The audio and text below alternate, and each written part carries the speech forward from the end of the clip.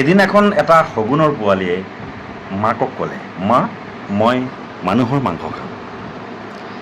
শগুনজনীয়ে এটুকুৰা গৰুৰ মাংস পোৱালিটোক আনি দিলে। তেতিয়া পোৱালিটোৱে ক'লে, নহয় মা, মইতো গৰুৰ মাংস খাম বুলি কোৱা নাছিলোঁ, মইতো মানুহৰ মাংস খাব বিচাৰিছিলোঁ, গতিকে তুমি মোক মানুহৰ মাংস এটুকুৰা আনি দিয়া। পিছদিনা মাকে এটুকুৰা গাহৰিৰ মাংস আনি পোৱালিটোক দিলে। পোৱালিটোৱে সেইদিনাও ক'লে যে মা, মইতো গাহৰিৰ মাংসৰ কথা কোৱা নাছিলোঁ, মইতো মানুহৰ মাংসহে খাব বিচাৰিছোঁ, গতিকে তুমি মোক মানুহৰ মাংস আনি দিয়া। তাৰ পিছদিনা মাকে এটুকুৰা গৰুৰ মাংস মন্দিৰৰ সন্মুখত আৰু এটুকুৰা গাহৰিৰ মাংস মছজিদৰ সন্মুখত থৈ আহিল। তাৰ পাছত আহি পোৱালিটোক ক'লে যে ক্ষন্তেক পিছতেই ইয়াত বহু মানুহৰ মৃত্যু হ'ব, তুমি হেঁপাহ পলুৱাই মানুহৰ মাংস খাব পাৰিবা।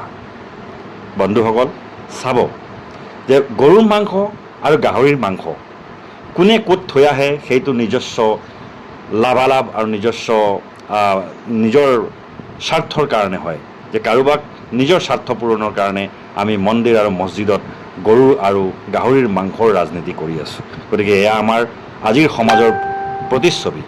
গতিকে মাংস লৈ আমি কেতিয়াও কাজিয়া কৰা উচিত নহয়। হিন্দু মুছলমানৰ সম্প্ৰীতি সদায় অতীত ৰহক।